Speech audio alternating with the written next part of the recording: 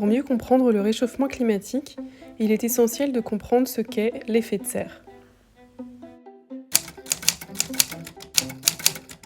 Lorsque les rayons du soleil pénètrent dans la serre, l'énergie résiduelle renvoyée s'y trouve piégée par les gaz présents à l'intérieur, comme la vapeur d'eau, engendrant ainsi une augmentation de la température.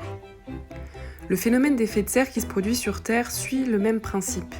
Lorsque le soleil irradie la Terre, une partie des rayonnements se trouve réfléchie par l'atmosphère et une partie est absorbée par l'atmosphère avant d'atteindre le sol.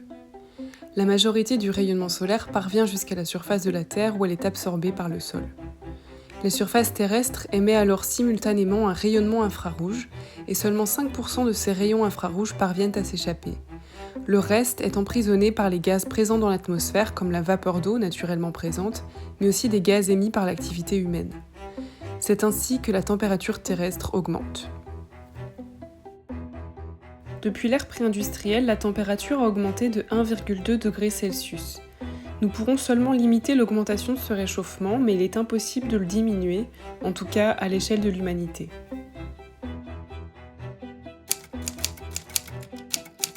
Nous l'avons évoqué, les coupables sont les fameux gaz à effet de serre, générés par les humains. Notez qu'il existe un consensus scientifique sur l'origine anthropogénique du réchauffement de la Terre. Aucun phénomène naturel dans la machine climatique n'explique ce réchauffement. Le coupable numéro 1 est le dioxyde de carbone, CO2. Le méthane, CH4, arrive en deuxième sur le podium et le bronze est décerné au protoxyde d'azote, N2O. Ils possèdent chacun un pouvoir réchauffant propre, c'est-à-dire une capacité plus ou moins forte à réchauffer la Terre liée à la quantité de rayonnement qu'ils emprisonnent. Le CO2 sert de référence et a donc un pouvoir réchauffant de 1. Le méthane correspond à 28 équivalents de CO2, son effet de serre associé est donc 28 fois plus puissant que ce dernier. Et le protoxyde d'azote, pas moins de 273 fois plus. Leur durée de vie dans l'atmosphère diffère également. Le protoxyde d'azote met environ 150 ans avant de disparaître. Le CO2, lui, met 125 ans en moyenne pour la majeure partie, mais peut mettre plusieurs milliers d'années. Et le méthane, environ 12 ans. La concentration dans l'atmosphère de ces gaz, mesurée en parties par million, c'est-à-dire nombre de molécules de gaz par million de molécules d'air, est de 400 pour le CO2, de 1,8 ppm pour le méthane, et dernièrement le protoxyde d'azote 0,3 ppm. En définitive, le CO2 contribue à plus de 70% au réchauffement climatique, le méthane à environ 20% et le protoxyde d'azote à un peu moins de 5%. D'autres gaz sont aussi à prendre en compte, comme les HFC, fluides frigorigènes. La majeure partie du CO2 généré provient de la combustion des énergies fossiles, le pétrole, le gaz naturel et le charbon. En effet, lorsque ces combustibles, que l'on appelle hydrocarbures, sont brûlés, de l'oxygène est consommé et de l'eau et du CO2 sont produits. Les énergies fossiles sont utilisées par 3 secteurs majeurs. L'industrie, grande consommatrice d'énergie pour assurer la production, le transport, notamment les véhicules terrestres et aériens, et le bâtiment, durant la construction et l'utilisation pour le chauffage par exemple. Environ 10% de l'effet de serre dû au dioxyde de carbone sont attribués à la déforestation. Par le processus de photosynthèse, les arbres utilisent l'énergie lumineuse et le dioxyde de carbone de l'air et l'eau du sol pour produire les molécules organiques nécessaires à leur survie et libèrent de l'oxygène simultanément. Chaque arbre abattu correspond à une quantité de CO2 absorbée en moins. D'autres activités émettrices de CO2 sont par exemple la fabrication du béton de plus en plus utilisé. Il est important de mentionner que les océans jouent un rôle crucial dans le stockage du CO2.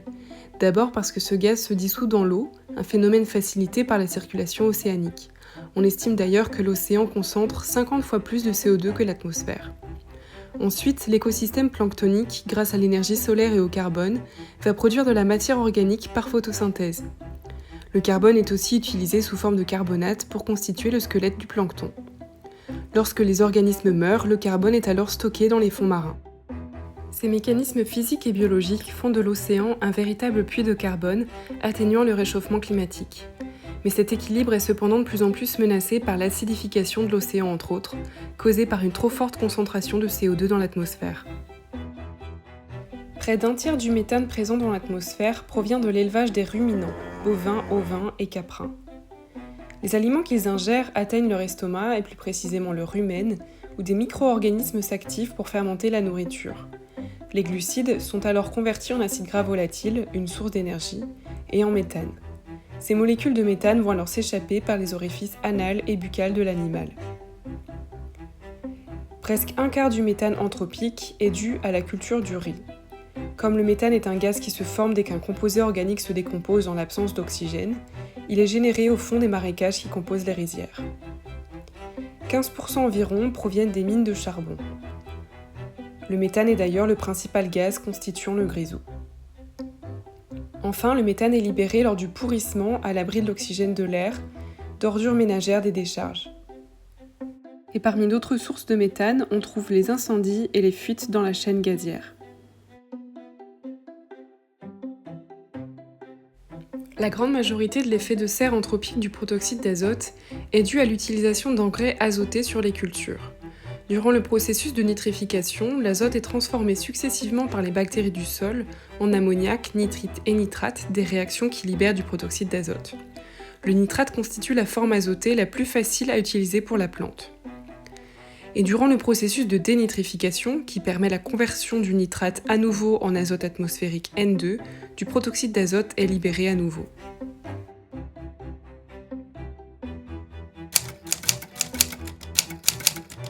Les conséquences du réchauffement climatique sont hélas déjà présentes. Sur tous les continents, les glaciers de montagne fondent indéniablement.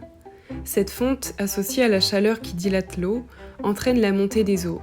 On estime à 3 mm par an l'augmentation du niveau des mers et océans, un phénomène qui s'accélère, et de nombreux territoires côtiers vivent déjà sous la menace permanente de submersion.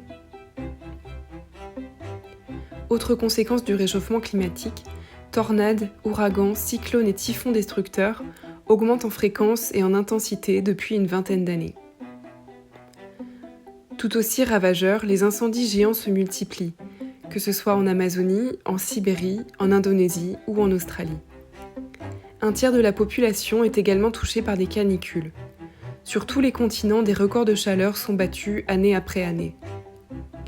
La perturbation du climat ne s'arrête pas là, des sécheresses sont observées notamment au sud de l'Afrique, où les récoltes sont massivement affectées par le manque de précipitations. A l'inverse, des orages de plus en plus violents font leur apparition aux quatre coins de la Terre. Ils sont notamment dus à l'évaporation plus importante des eaux, 7% de plus par degré supplémentaire.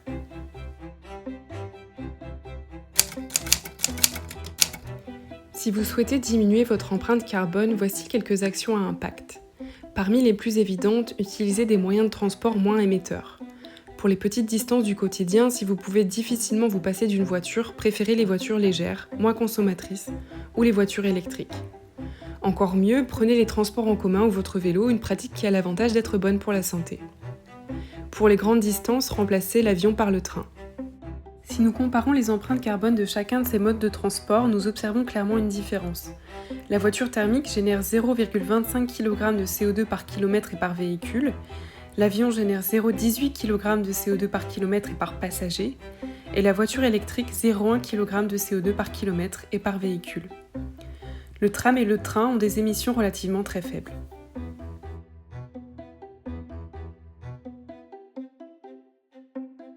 Votre alimentation constitue un second levier notable pour diminuer votre empreinte carbone.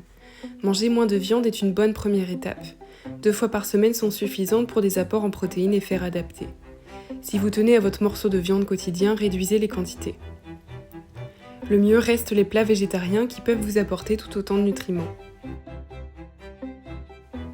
La consommation de produits laitiers devrait idéalement être réduite aussi puisque les produits proviennent des ruminants. Plusieurs alternatives végétales tout aussi nutritives existent. De plus, de nombreuses études démontrent que ces produits non carnés sont meilleurs à la santé. Ici encore, les empreintes carbone montrent une nette différence entre la viande rouge qui engendre 32 kg de CO2 par kg de viande, les autres viandes qui en génèrent 6 et les produits laitiers 4. Les fruits et légumes ont des empreintes carbone presque négligeables en comparaison.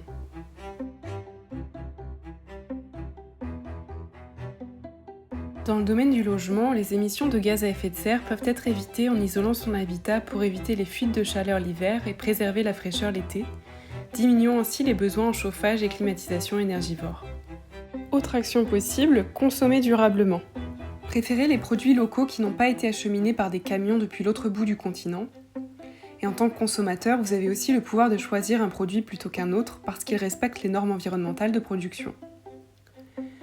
Vous pouvez appliquer le principe de l'économie circulaire, utiliser un objet le plus longtemps possible, le réutiliser, le réparer lorsqu'il ne fonctionne plus, et en dernier recours, le faire recycler si possible pour que les matières premières soient réutilisées plutôt que d'en extraire de nouvelles. Enfin, réduisez votre consommation.